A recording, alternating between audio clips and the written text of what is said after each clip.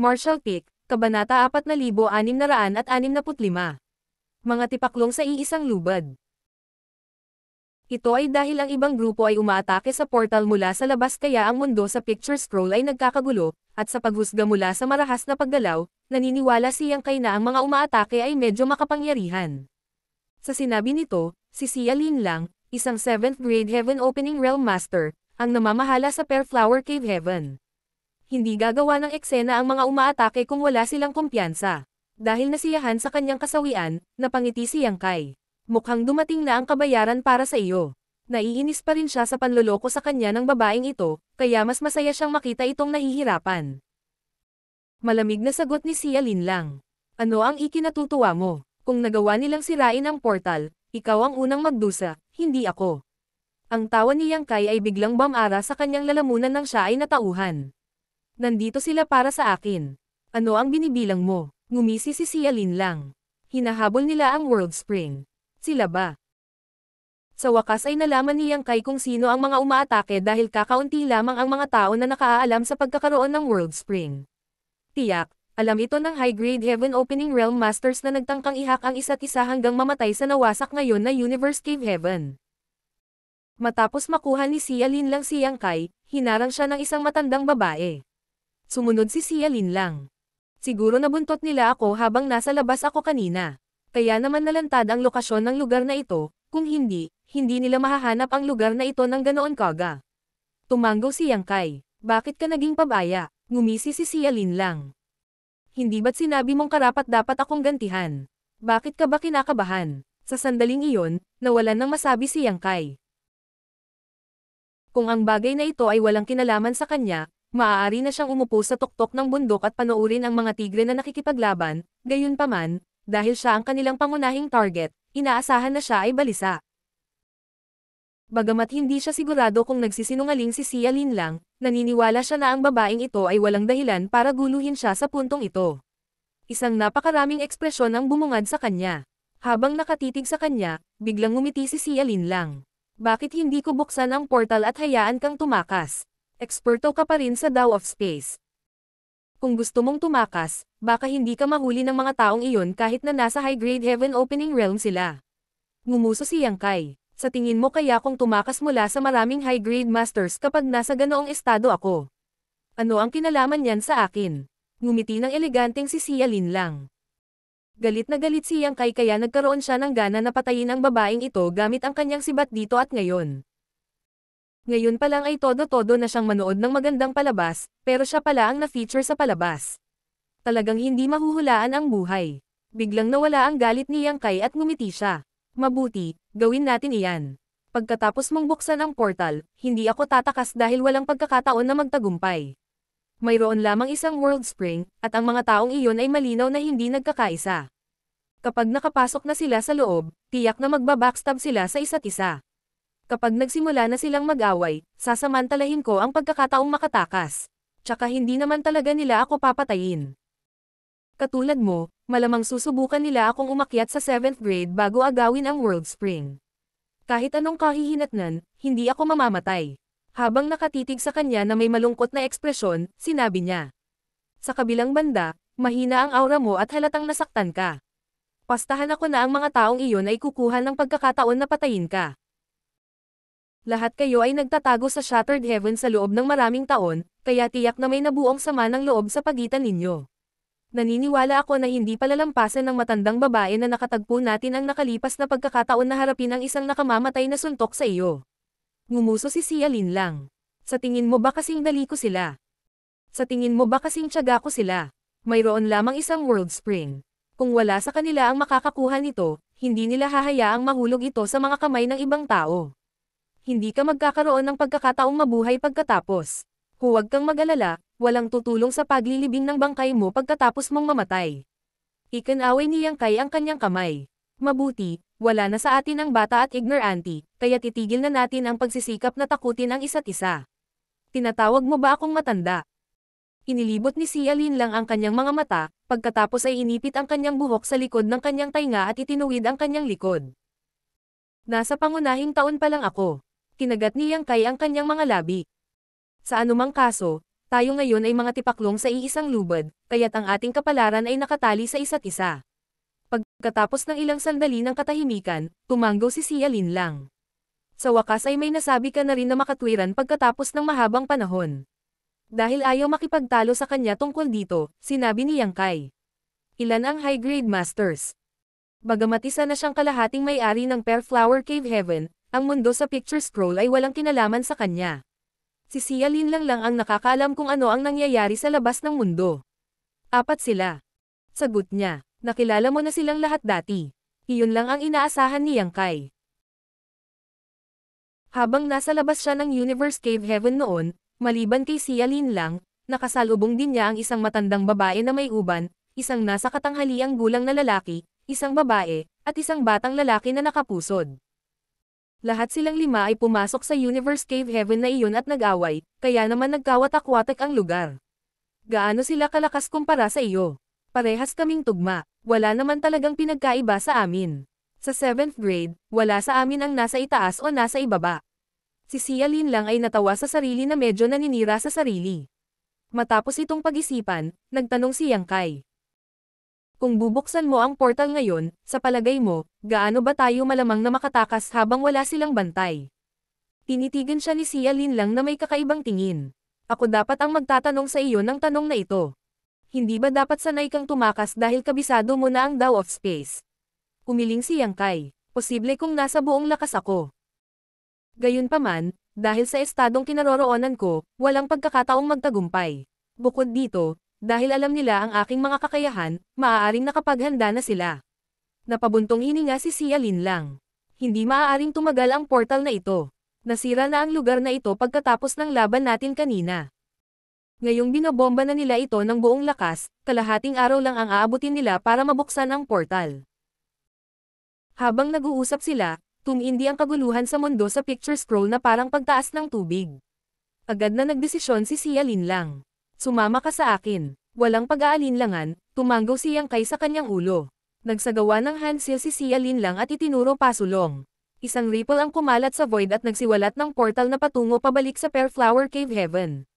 Kasunod noon ay dumaan silang dalawa sa portal. Sa una ay nagkakasalungatan sila at sinusubukang pumatay sa isa't isa, ngunit sa sandaling ito, napilitan silang maging mga kaalyado, na medyo kabalintunaan. Gayunpaman, kailangang umasa si Yang Kai sa kanyang 7th grade na lakas habang kailangang gamitin ni Xia Linlang ang kanyang mastery sa Dao of Space. Bukod dito, ipinakita ni Yang Kai ang hindi kapanipaniwalang kapangyarihan sa kanilang labanan. Sa pamamagitan ng pakikipagsanib puwersa sa kanya, magkakaroon siya ng mas malaking pagkakataong mabuhay. Pareho silang matinong tao. Alam nila na ang ganitong uri ng pansamantalang pagsasama ay magdadala lamang sa kanila ng mga benepisyo, kaya't tumigil sila sa pagsisikap na tagterin ang isa't isa hanggang sa mamatay. Gayunpaman, pagkatapos nilang matakasan ang kalamidad na ito, hindi ito nangangahulugan na hindi na nila ipagpatuloy ang kanilang buhay at kamatayang pakikibaka. Sa pagbabalik sa Pear Flower Cave Heaven, direkta silang nagpakita sa harap ng Pear Flower Palace. Nang makita ni Qin Fen at ng iba pa, na naghihintay sa lugar na ito, silang dalawa, mabilis silang lumipad. Nang makitang si Xia Linlang ay nabugbog at ang kanyang damit ay basang-basa sa dugo, nagulat sila at naningkit kay Yang Kai. Hindi sila pinansin ni Yang Kai. Lumingon sa kanya si Xia Linlang. Ang portal sa labas ay isang artifact, kaya pagkatapos nilang basagin ito, hindi pa rin sila makapasok sa lugar na ito. Kakailanganin din nilang basagin ang world barrier dito. Aabutin lang sila ng 10 araw hanggang kalahating buwan para magawa iyon. Malumanay na tumanggo si Yang Kai. Magkakaroon tayo ng sapat na oras upang maibalik ang ating lakas. Sa oras na pumasok sila, magagawa na natin silang harapin dahil tayo ang may-ari ng lugar na ito. Dahan-daang umiling si Xia Linlang. Hindi ako lalaban sa kanila dito. Sumimangot si Yang Kai. Bakit? Sa pakikipaglaban sa kanilang mga kaaway sa Pear Flower Cave Heaven, pareho silang magkakaroon ng kalamangan. Kung tutusin, sila ang parehong may-ari ng lugar na ito, para magamit nila ang World Force ng Universe Cave Heaven na ito. Ipinaliwanag ni Xia Linlang. Mayroong higit sa 10 milyong tao ang naninirahan dito. Kung sasali tayo sa isang labanan dito, manalo man tayo o matalo, masisira ang lugar na ito. Sa panahong iyon, hindi mabilang na mga tao ang mawawalan ng buhay. Sa makatuwid, sa sandaling basagin nila ang World Barrier, kailangan nating lagpasan ang pagkubkob. Mabuhay man tayo o hindi ay may iwan hanggang sa langit. Tiningnan siya ni Yang Kai na may gulat na ekspresyon. Sa isang walang emosyong tono, nagtanong si Sialin lang. Ano ang mali? Sa tingin mo ba masyado akong malambot ang puso? Sige, ganyan talaga akong tao. Kung hindi ka sang-ayon sa desisyon ko, pwede ka nang umalis. Hindi kita titigilan. Umiling si Yang Kai. Hindi iyon ang ibig kong sabihin. Nagulat lang ako. Hindi niya inaasahan na ang babaeng ito ay mag-aalala tungkol sa buhay o kamatayan ng milyon-milyong residente ng Pearflower Cave Heaven. Handa pa siyang isuko ang isang estratehikong kalamangan sa isang buhay at kamatayang pakikipaglaban sa kanyang mga kaaway upang mapanatili ang lugar na ito. Dapat pansinin na ang desisyong ito ay hindi matalino. Ang sinumang nagtimbang ng mga kalamangan at kahinaan ng bagay na ito ay hindi makakagawa ng ganoong desisyon. Bigla na lang, nakita ni Yang Kai na hindi gaanong kasuklam-suklam ang babaeng ito. Sumimangot si Sialin lang. Bakit mo ako tinitingnan ng ganito? Sa palagay mo ba ay nagpapakita ako ng labis na pagkahabag ng babae dahil lamang sa pag-aalala ko sa mga taong naninirahan sa lugar na ito? Ngumisi si Yang Kai. Maaaring matagal na nating kilala ang isang tao nang hindi nauunawaan ang tunay nilang ugali. Tsaka hindi ako familiar sa'yo kaya hindi ko alam kung anong klase ka talaga. Gayunpaman, malinaw na hindi isang masamang bagay na ang mga tao dito ay pinamumunuan ng isang tulad mo, na nag-aalala tungkol sa kanilang kaligtasan. Ngumuso si Sialin lang. Sinabi pa ni Yang Kai, kung nagtitiwala ka sa akin, mayroon akong paraan upang malutas ang problemang ito. Isang nagdududang Sialin lang ang tumitig sa kanya. Ano ang solusyon mo? Nakangiting umiling si Yang Kai. Malalaman mo rin ito sa lalong madaling panahon. Ngunit bago iyon, kailangan ko ang array jade ng Pearflower Palace.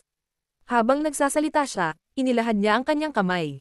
Kumunat ang noo ni Sialin lang, ngunit hindi siya nagatubili ng matagal. Hindi nagtagal ay naibalik niya ang array jade na nakuha niya sa kanya kanina. Salamat, napangiti si Yang Kai. Pupunta ako sa isang lugar para maibalik ang aking lakas ngayon, at dapat mo ring gawin iyon. Malapit na tayong magkaroon ng matinding laban. Pagkatapos ay nawala siya sa malayo. Napatulala si Qin Fen at ang iba pa. Akala nila noong una ay nahuli na ng kanilang Palace Master si Yang Kai, ngunit hindi nagtagal ay napagtanto nilang hindi iyon ang nangyari nang marinig ang kanilang pag-uusap. Parang may seryosong nangyari habang wala silang dalawa. Ano ang nangyayari, Palace Master? Napatingin si Qin Fen sa kanya nang may pagdududa. Sumagot si Sialin lang. Nakabuntot ako habang nasa labas ako kanina, kaya nalantad ang lokasyon ng lugar na ito. Sinisikap ng ilang makapangyarihang cultivator na sumalakay ngayon. Kailangan kong gumaling agad. Dapat kayong lahat ay pumasok sa Linlang Palace at ihanda ang inyong mga sarili. Oo, magalang na sagot ni Qin Fen at ng iba pa. Martial Peak, Kabanata 4666. Lumabas lahat. Si Yang Kai ay hindi nagtamo ng malubhang pinsala sa labanan laban kay Sialin lang.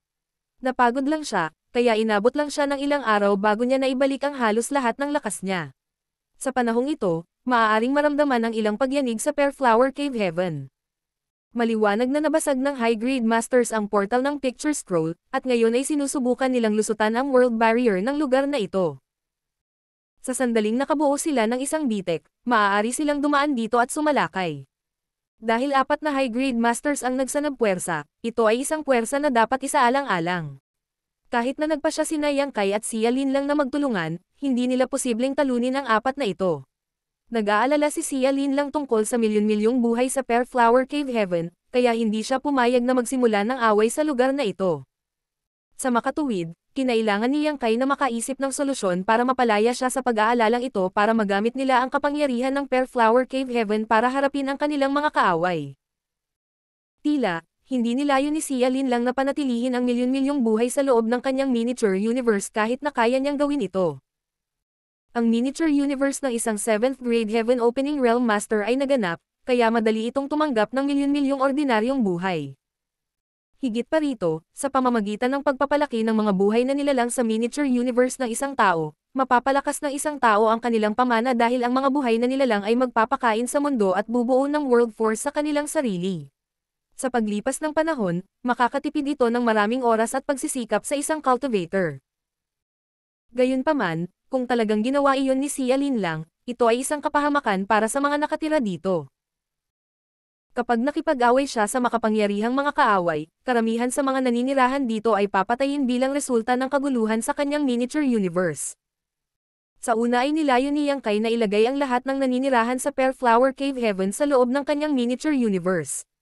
Bagamat isa pa lamang siyang 6th grade Heaven Opening Realm Master, ang kanyang miniature universe ay may proteksyon ng World Spring. Sa makatuwid, ang mga buhay na nilalang sa kanyang miniature universe ay hindi masasaktan anuman ang nangyari. Gayunpaman, kung talagang ginawa niya iyon, ang lihim na nagkaroon ng kanyang miniature universe ay mabubunyag. Kahit na si Xia Lin lang ay mukhang nag-aalala tungkol sa mga buhay na nilalang sa lugar na ito, maaaring hindi siya magkaroon ng parehong simpatiya para kay Yang Kai.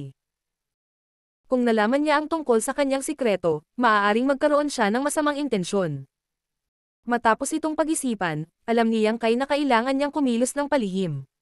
Ang dahilan kung bakit niya ibinalik ang Jade mula kay Xia Lin lang kanina ay para gumawa ng ilang paghahanda para dito. Kapag siya ay tapos na sa pagpapagaling, si Yang Kai ay nagpakita sa itaas ng isang tiyak na hanay ng bundok. Pagtingin niya sa ibaba, nakita niya na ang bulubundukin ay umaabot ng ilang 10,000 kilometro, tulad ng isang mahaba, natutulog na dragon. Kasunod nito, hinugot niya ang Jade at inipit ito sa pagitan ng dulo ng kanyang mga daliri.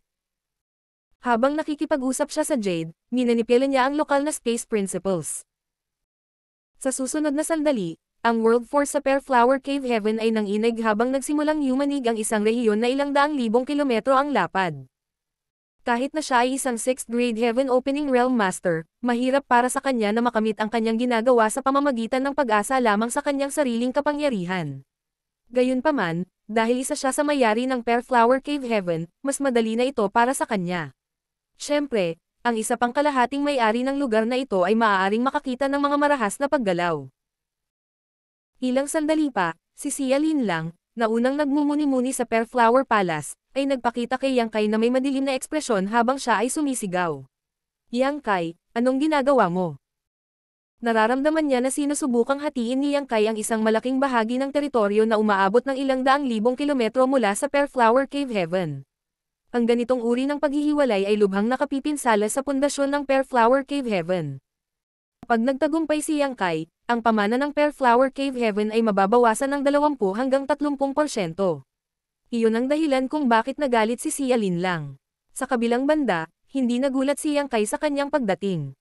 Dahil sila ang kalahating may-ari ng Pear Flower Cave Heaven, madali nilang madetect ang kaunting pagbabagong nangyayari sa lugar na ito. Gayunpaman, hindi siya naguguluhan. Habang patuloy na hinahati ang tipak ng lupang ito, ipinaliwanag niya.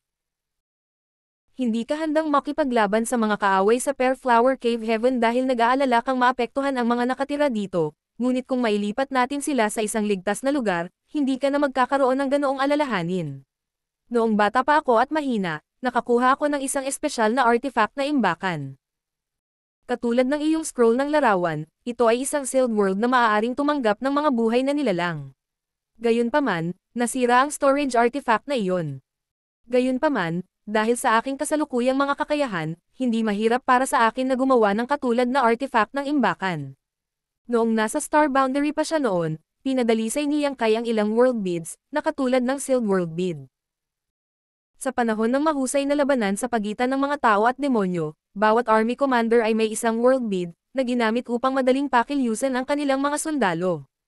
Dahil naranasan na ni Yang Kai ang ganitong karanasan, hindi magiging mahirap para sa kanya na gumawa ng katulad ng sealed world bead.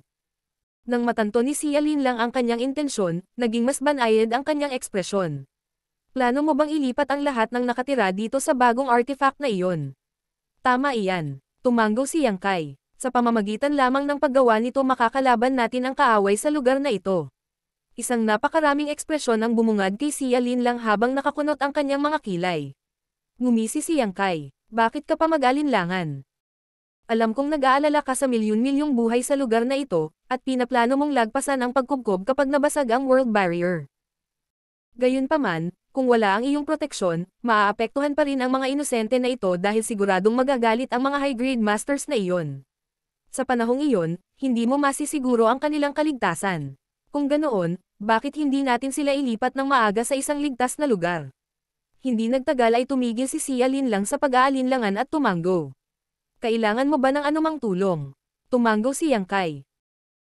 Kung gusto mong tumulong, pagsamasamahin mo ang lahat ng nakatira sa lugar na ito para magkaroon ako ng sapat na oras para ilipat sila sa ibang lugar. Matapos itong pag-isipan, sinabi ni Xia Linlang.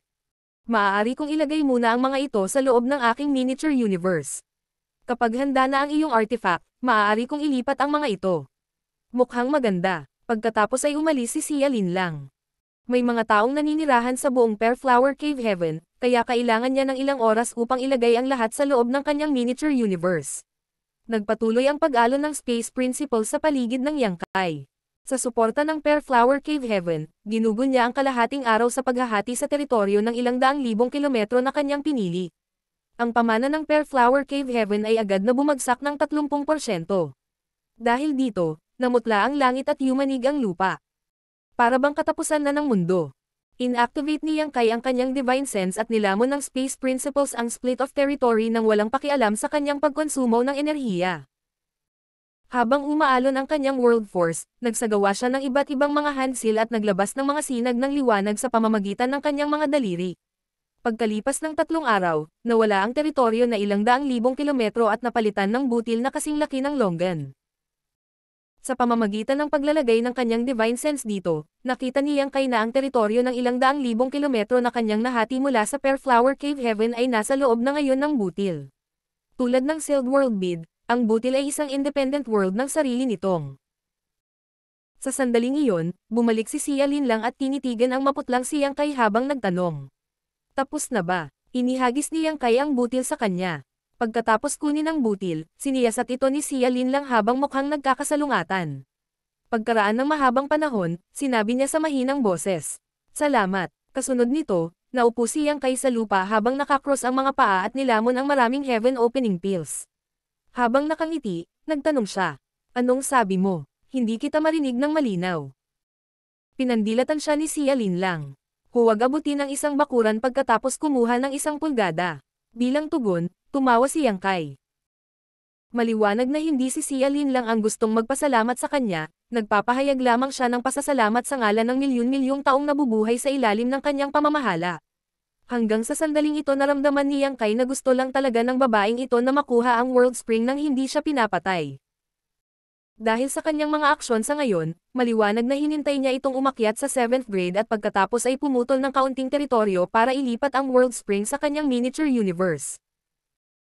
Para sa mga nasa Heaven Opening Realm, ang mga nasa ibaba ng kanilang kaharian ay walang pinagkaiba sa mga langgam. Gayunpaman, mayroong ilang Heaven Opening Realm Masters sa mundo na hindi talaga maaaring ituring ang mga tao bilang mga insekto lamang. Inilagay ni Xia Linlang ang butil sa loob ng kanyang miniature universe. Nang ilipat niya ang butil makalipas ang ilang sandali, lahat ng nasa loob ay inilipat sa artifact. Tiyak, ang paglilipat ay magdudulot ng pagkabalisa sa milyon-milyong tao, ngunit ito ay mas mabuti kaysa sa panonood sa kanila na nawalan ng buhay. Biglang ibinato ni Xia Linlang ang butil pabalik kay Yang Kai, na kinuha ito at natarante siyang tinitigan. Sinabi ni Xia Linlang, nasaksihan ko ang iyong kakayahang tumakas noon. Kahit na mas mahina ka kaysa sa akin sa pangkalahatan, kung isa lang sa atin ang makakaligtas dito, tiyak na ikaw iyon, hindi ako. Itago ang butil para sa akin. Maaari mong ibalik ito sa akin kung mabuhay tayong dalawa.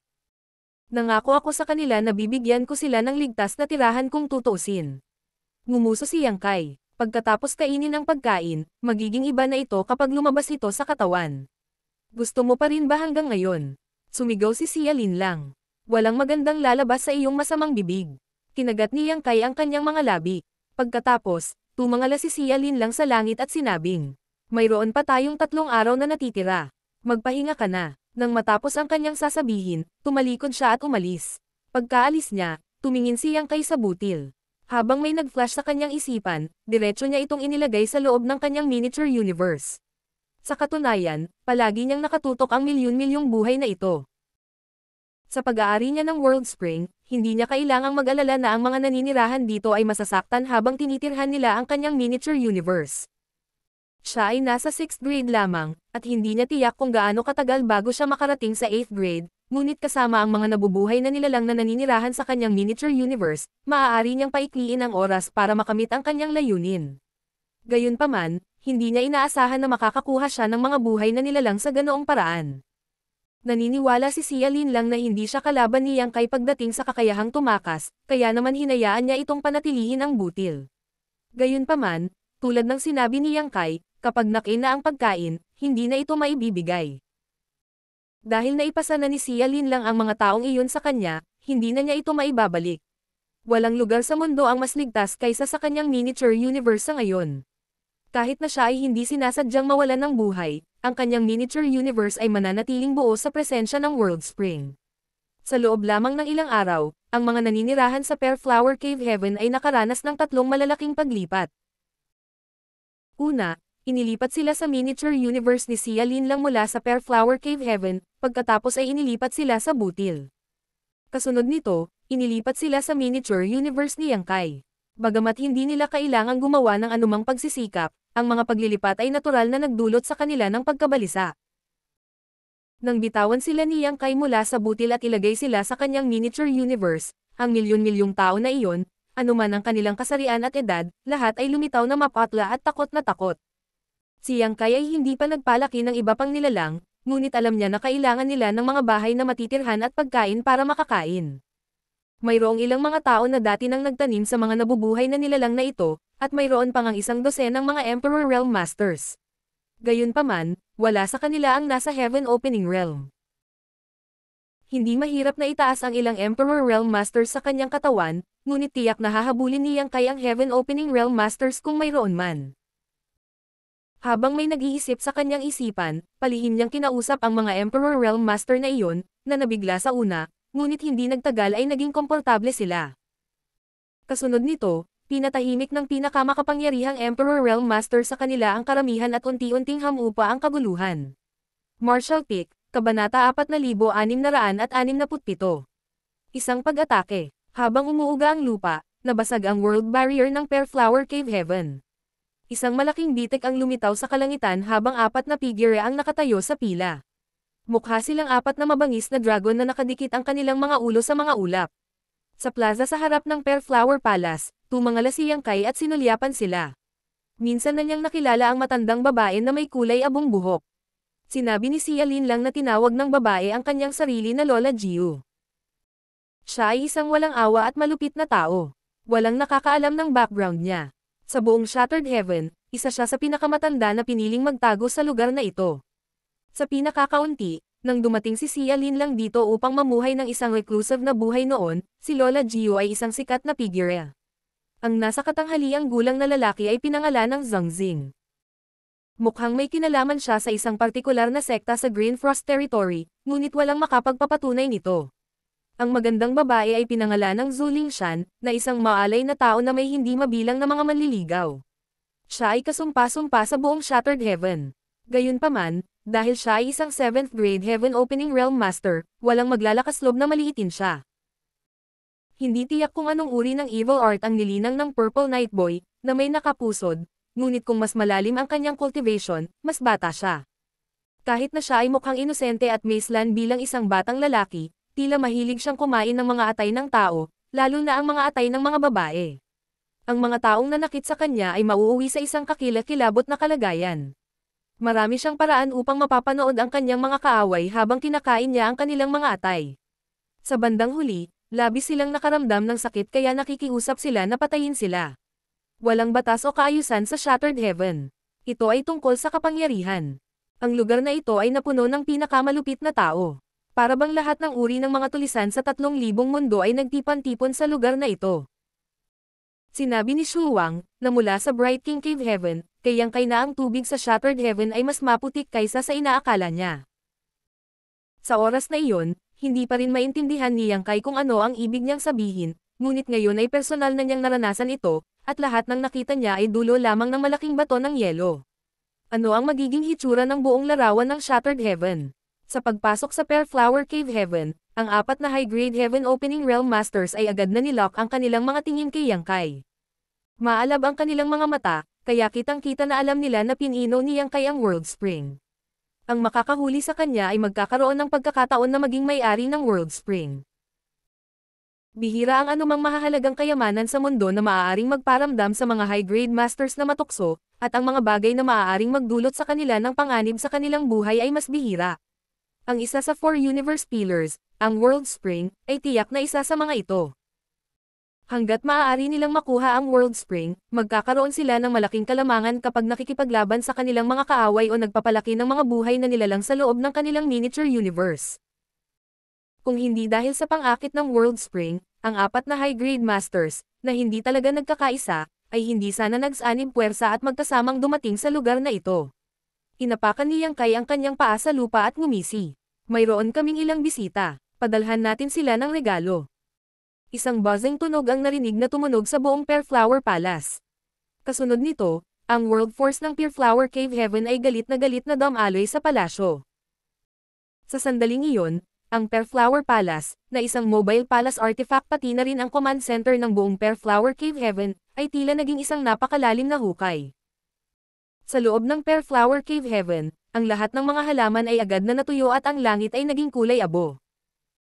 Ang lahat ng World Force sa Perflower Cave Heaven ay nag-stream sa Perflower Palace sa loob lamang ng 3 paghinga, na naging sanhi ng orihinal na makulay na Universe Cave Heaven upang maging isang patay na lugar. Habang lumalakas ang Spear Intent, bumangon sa ere ang Perflower Palace at bumaril patungo sa 4 na hindi gustong bisita. Katatapos lang nilang 4 na masira ang World Barrier ng Perflower Cave Heaven at nakita nila si Yang Kai, na kanilang target, ngunit nang sila ay nasa sabik, ang pagliko ng mga pangyayari ay biglang naganap. Kahit na sila ay nasa high-grade Heaven Opening Realm, mahirap pa rin para sa kanila na mag-react kaagad. Nawala ang kulay sa mukha ni Zhou Lingshan habang siya ay bumulalas. Nasisiraan ka na ba ng bait, si Yalin lang. Kasabay nito, ang mga ekspresyon ni na Lola Jiu, Zhongxing, at Purple Night Boy ay nagbago ng husto habang ang kanilang kaaya-ayang sorpresa ay naging gulat at takot. Hindi ito maaaring makatulong. Bagamat naisip nila kung ano ang magiging hitsura ng labanan, ang senaryo sa harap ng kanilang mga mata ay hindi kailanman sumagi sa kanilang isipan. Talagang nagtagumpay si Xia Lin lang sa pag-ataking ito, na nagpabagal sa lahat ng World Force sa Perflower Cave Heaven sa isang pag-atake. Ang Perflower Cave Heaven ay isang Universe Cave Heaven na naiwan ng isang cultivator na hindi bababa sa 8th grade.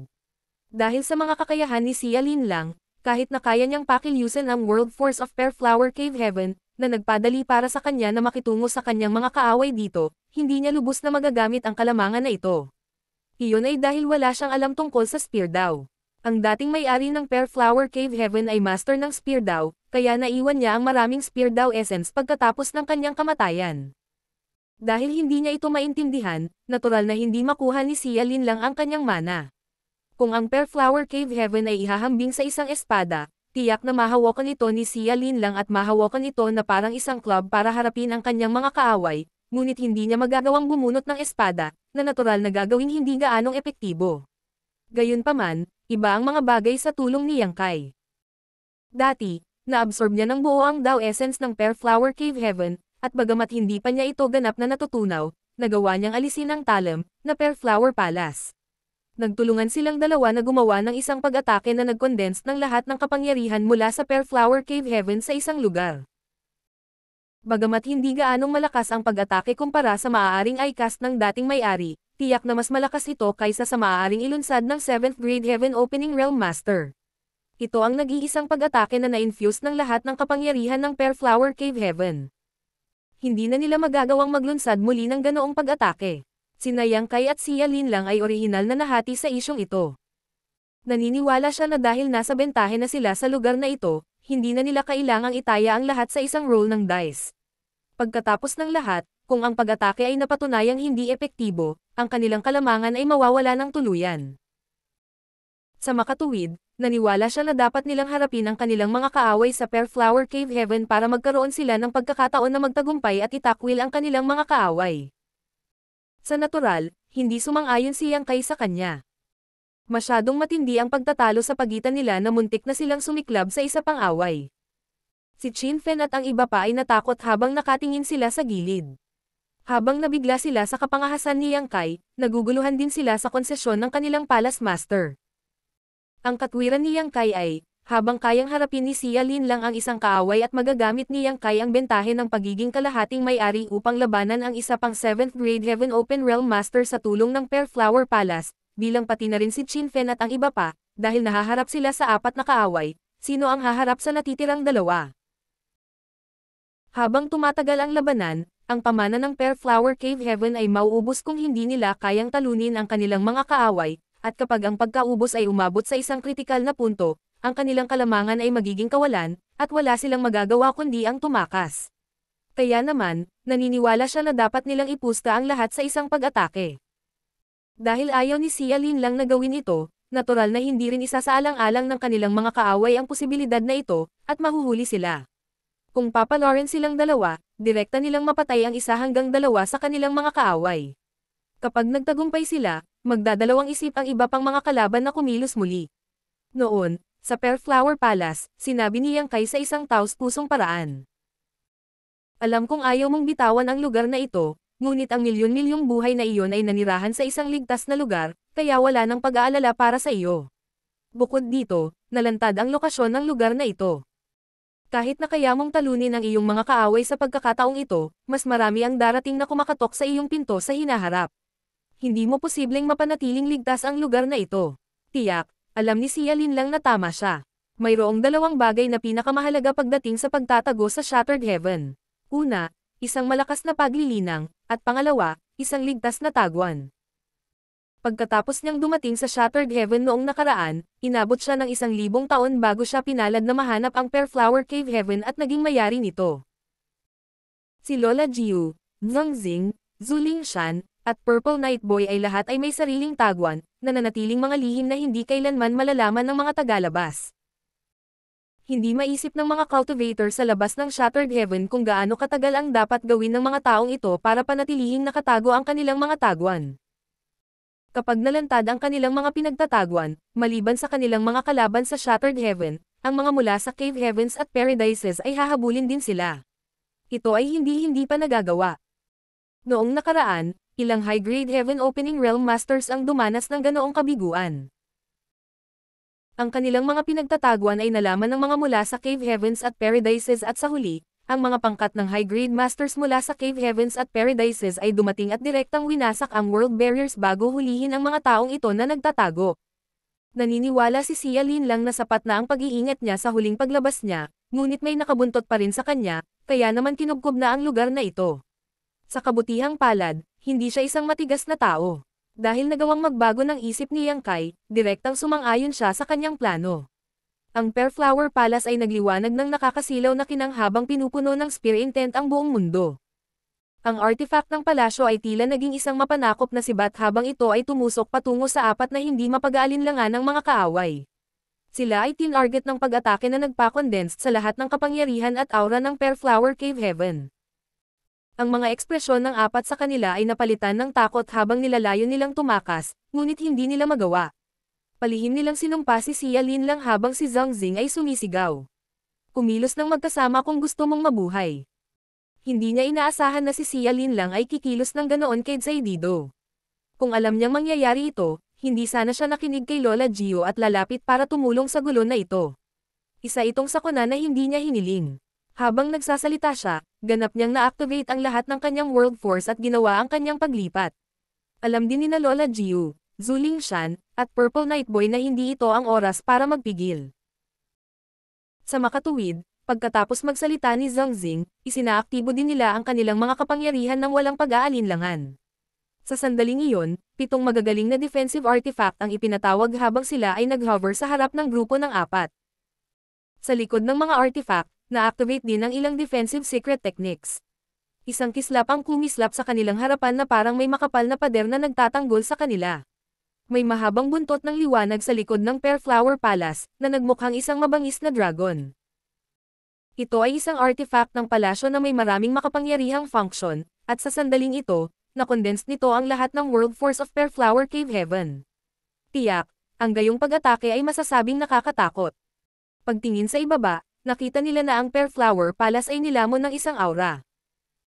Sa kasalukuyan, si Yang Kai ay nakatayo sa plaza sa harap ng palasyo.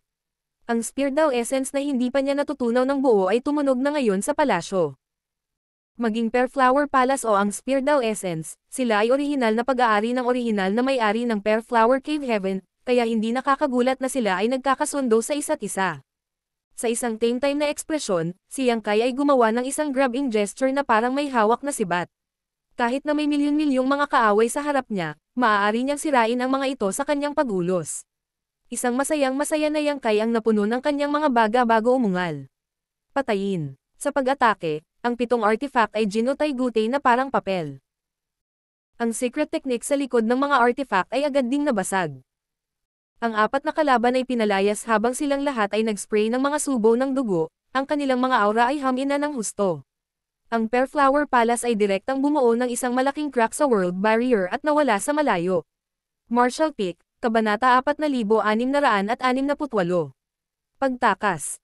Ang pamana ng Perflower Cave Heaven ay sinipsip na tuyo, kaya ang buong lugar ay naging patay. Maging ang command center, ang Perflower Palace, ay umalis na, sa makatuwid, kasunod ng marahas na kaguluhan, ang Universe Cave Heaven ay gumuho at sumabog. Sa kawalan, ang mga nabasag na Spirit Province na may iba't ibang laki ay lumitaw mula sa kung saan at sumulong sa lahat ng direksyon. Kasabay nito, lumitaw ang 4 na bagbog at nasugatan. Mukhang nanginginig pa rin sila sa gulat. Si Zhang Xing ang pinakamalubhang nasugatan sa kanila dahil siya ay natatakpan ng kakilakilabot na mga sugat. Nakikita pa nga ng isang tao ang kanyang namimilipit na organ sa pamamagitan ng mga sugat sa kanyang laman. Hindi dahil si Zhang Xing ay mas mahina kaysa sa iba sa kanila, malas lang siya na dinanas niya ang bigat ng nakakatakot na pag-atake. Isa itong pag-atake na naubos ang lahat ng kapangyarihan ng Perflower Cave Heaven, kaya kahit na hindi ito kasing lakas ng strike ng 8th Grade Heaven Opening Realm Master, hindi ito madaling mapaglabanan ng 7th Grade Heaven Opening Realm Masters. Ang matinding sakit ay naging sanhi ng paglikat ng mukha ni Zhang Xing habang tinatakpan niya ang kanyang mga sugat ng kanyang kapangyarihan upang pigilan ang pagdurugo.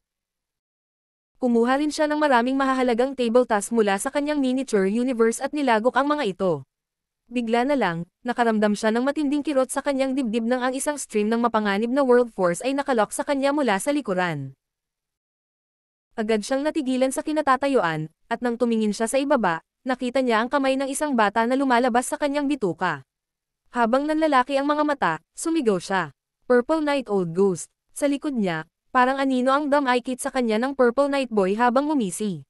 Dahil masyado kang nasaktan, hindi ka na magkakaroon ng pagkakataong mabuhay. Ihahatid na kita ngayon, hindi mo na kailangang magpasalamat. Ang lakas ng loob mo. Umungol si Zhang Xing. Gayunpaman, inatake siya ng Purple Knight habang ibinababo niya ang kanyang bantay, at siya ngayon ay lubhang nasugatan, kaya walang paraan na makalaban siya. Sa susunod na sandali, pinalakas ng Purple Knight Boy ang kanyang World Force, na sumugod sa katawan ng isa pang lalaki at sinira ang kanyang sigla. Pagkatapos ay hinugot ng Purple Knight ang isang dagwang atay mula sa katawan ni Zhang Xing at sinimulang ngangin ito. Ang kanyang ekspresyon ay casual tulad ng isang taong umiinom ng malamig na inumin sa mainit na tag-araw. Sa isang kalapit na lugar, pinanood ni na Lola Gio at Zhou Lingshan ang pangyayari ng may walang tibo na mga ekspresyon. Sa isang lugar tulad ng Shattered Heaven, maaaring maging magkaaway ang mga tao anumang oras. Kung ang isa sa kanila ay malubhang nasugatan sa halip na si Zhang Xing, ang ganitong kalamidad ay darating din sa kanila. Dahil si Zhang Xing ay malubhang nasugatan, walang paraan para magpatuloy siya sa pakikipaglaban. Iyon ang dahilan kung bakit sinamantala ng Purple Knight Boy ang pagkakataong patayin siya. Kahit na hindi ginawa iyon ng Purple Knight, ang dalawa pa ay may masamang intensyon. Isang 7th Grade Heaven Opening Realm Master ang pinatay ng ganon-ganon lang. Gayunpaman, hindi tulad ng isang mid-grade master, ang miniature universe ni Zhang Xing ay hindi agad bumagsak pagkatapos ng kanyang kamatayan. Sa halip, kinurot nito at sinipsip ang bangkay dito bago naglaho sa void.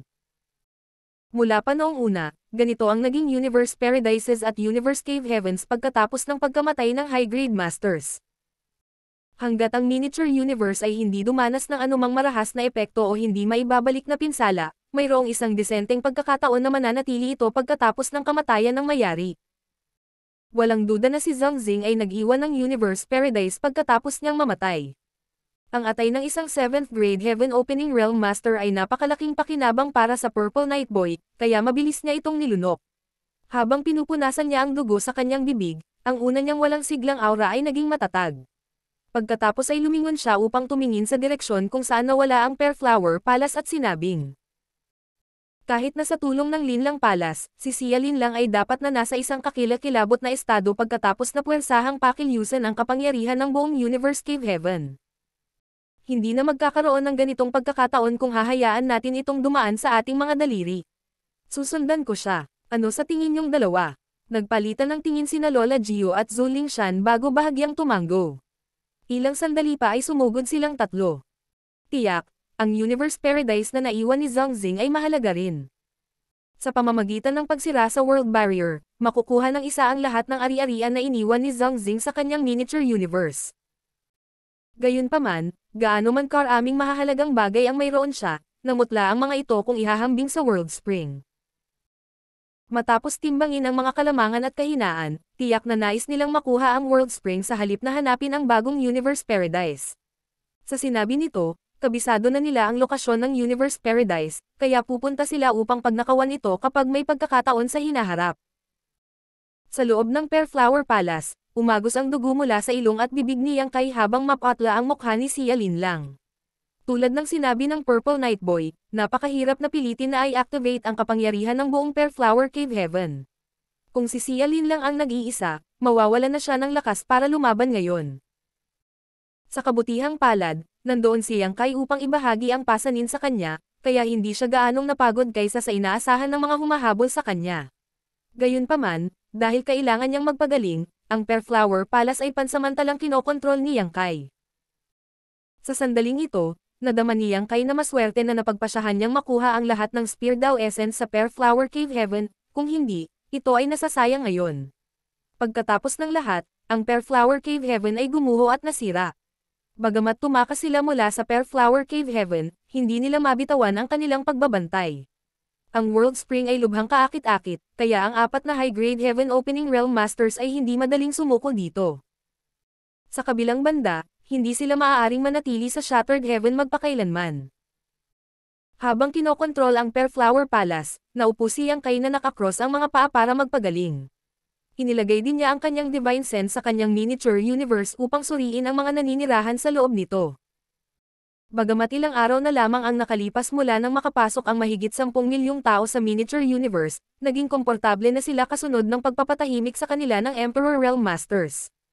Nahati rin sila sa 12-dosenang grupo kung saan ang ilan sa kanila ay nanatili sa iisang lugar, nag-aani ng kahoy at bato para makapagtayo ng mga bahay.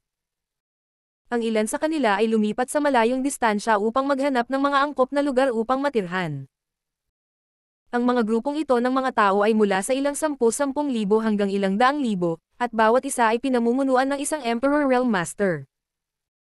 Ito ang sinabi ni Yang Kai sa Emperor Realm Masters na gawin, kung tutusin, mahahadlangan ang pag-unlad kung mahigit 10 milyong tao ang magtitipon sa iisang lugar. Sa makatuwid, pagkatapos na ilagay ang mga ito sa loob ng kanyang miniature universe, inutusan ni Yang Kai ang Emperor Realm Masters na pamunuan ang mga tao na manirahan sa iba't ibang lugar. Ngayon, tila napakahusay ng ginawa ng Emperor Realm Masters. Ang paglipat ay tiyak na nagbubuwis. Marami sa kanila ay matatanda at maliliit na bata. Nagkaroon din ng maraming pamilya. Iyon ang dahilan kung bakit sila mabagal sa paggalaw. Habang may pumasok na ideya sa isipan ni Yang Kai, itinawid niya ang kanyang World Force sa kanila at agad silang ipinadala sa mga angkop na lugar na matutuluyan. Ito ay kanyang sariling miniature universe, kaya hindi mahirap para sa kanya na gawin ito. Matapos ang unang pagkabigla, ang Emperor Realm Masters ay natauhan kaagad. Tumangala sila sa langit at ikinuyom ang kanilang mga kamao upang ipahayag ang kanilang pasasalamat, pagkatapos ay sinimulang ayusin ang mga tao. Kasunod ng isang sandali ng pagmamasid, si Yang Kai ay natuwa. Sa hinaharap, ilang dosenang mga lungsod na may iba't ibang laki na puno ng mga tao ay bubuo sa kanyang miniature universe. Kapag tumira ang mga taong ito, tiyak na magdadala sila ng ilang pagbabago sa kanyang miniature universe. Higit pa rito, ang kanyang miniature universe ay mas matitirahan kumpara sa iba dahil napino niya ang Immortal Tree, na isang high-grade wood element. Kaya naman, ang kapaligiran sa kanyang miniature universe ay masigla at puno ng sigla. Ang lahat ng anyo ng mga halaman ay maaaring lumago ng napakalakas sa loob nito. Higit pa riyan, maging ang mahihinang matatandang tao ay nagpalabas ng malusog na liwanag sa pagpasok sa kanyang miniature universe. Mayroong isang great sun na nakabitin sa kalangitan sa kanyang miniature universe, at sa dapit hapon, ang araw ay nahulog sa abot tanaw habang ang buwan ay lumundag sa kalangitan. Ang ganitong uri ng kababalaghan ay hindi umiiral sa ibang miniature universe. Marahil ay mayroon lamang isang tulad na miniature universe sa buong 3,000 mundo. Sa pagbuhos ng moonlight sa mundo, biglang may naalala si Yang Kai at naisip niya. Tila siya ay nahulog sa isang estado ng abstrusity at paliwanag habang ang lahat ng uri ng mga ideya ay nagsasalpukan at nabuo ang mga kislap sa kanyang isipan. Pakiramdam niya ay sa wakas ay napansin niya ang isang mahalagang aspeto na hindi niya sinasadyang pinansin sa nakaraan, ngunit hindi niya ito lubos na nahawakan. Parang may nilagay na manipis na papel sa harapan niya. Dapat ay mabali niya ito sa pamamagitan ng isang sundot ng kanyang daliri, ngunit tila hindi niya ito kayang gawin. Sa pagkakataong iyon, parang may Katie na hindi niya makalmat. Anong ginagawa mo? Maya-maya lang, may tumawag sa kanya, kaya napaatras siya mula sa ethereal state na iyon. Bukod sa kanya, nasa loob din ng Pear Flower Palace sina Xia Linlang, Qin Fen, at ang iba pang Heaven Opening Realm Masters. Nang makita kung paano nagtutulungan ang kanilang Palace Master at Yang Kai, ang iba ay hindi maglalakas loob na pukawin muli si Yang Kai. Dahil ang taong ito ay hindi man lang natatakot kay Xia Linlang, tiyak na wala siyang pakialam sa kanila. Sa makatuwid, ang taong nang ahas na humadlang sa kanya ay walang iba kundi si Xia Linlang. Si Yang Kai ay puno ng mga hinaing matapos ang kanyang estado ng kaliwanagan ay nagambala ni Xia Linlang. Bagamat hindi niya naisip ang ideya na halos naging malinaw sa kanyang isipan, sigurado siyang napakahalaga nito. Habang pinipigilan ang kanyang galit, iniangat niya ang kanyang ulo sa gilid, at nakita niya ang babae na kumikinang sa kanya. Saan mo ako dadalhin? Hinayaan niya si Yang Kai na kontrolin ang Pear Flower Palace dahil kailangan niyang magpagaling. Gayunpaman, hindi niya inaasahan na ang lalaking ito ang magpapalayas sa palasyo mula sa Shattered Heaven, kaya naman nagalit siya. Sumimangot si Yang Kai, ngunit hindi nagtagal ay napagtanto niya kung bakit nagalit ang babae, kaya ipinaliwanag niya. Nalantad na ang pagkakaroon ng World Spring, kaya hindi na tayo maaaring manatili pa sa Shattered Heaven. Bukod dito, ang Pear Flower Cave Heaven ay nawasak, at wala kang mapupuntahan. Walang saysay na manatili ka rito. Mayroon akong isang lugar sa Void Territory na napakaligtas. Tinitiyak ko sa iyo na walang makakatingin sa iyo kapag nakarating ka doon, at hindi mo na kailangang manatiling nakatago. Fifth. Nginisya ni Xia Linlang. Paano mo ako masisiguro? Ang aksyon ay nagsasalita ng mas malakas kaysa sa mga salita. Malalaman mo sa oras na iyon. Kung may tiwala ka sa akin, sumama ka sa akin. Sumigaw si Xia Linlang. Hindi tungkol sa pagtitiwala ko sa iyo o hindi, ito ay dahil wala kang ideya sa sitwasyong kinalalagyan natin. Kung aalis ako sa Shattered Heaven, ang mga mula sa Cave Heavens at Paradises ay darating upang hulihin ako. Kaya mo na ba silang itakwil noon? Kumunat ang noo ni Yang Kai. Paano kayong lahat ay nasaktan ng mga tao mula sa Cave Heavens and Paradises? Umiling-iling si Xia Linlang. Paano ko malalaman? Hindi pa ako nahulog sa anumang mga salungatan sa Cave Heavens at Paradises mula noong nagsimula akong magtanim.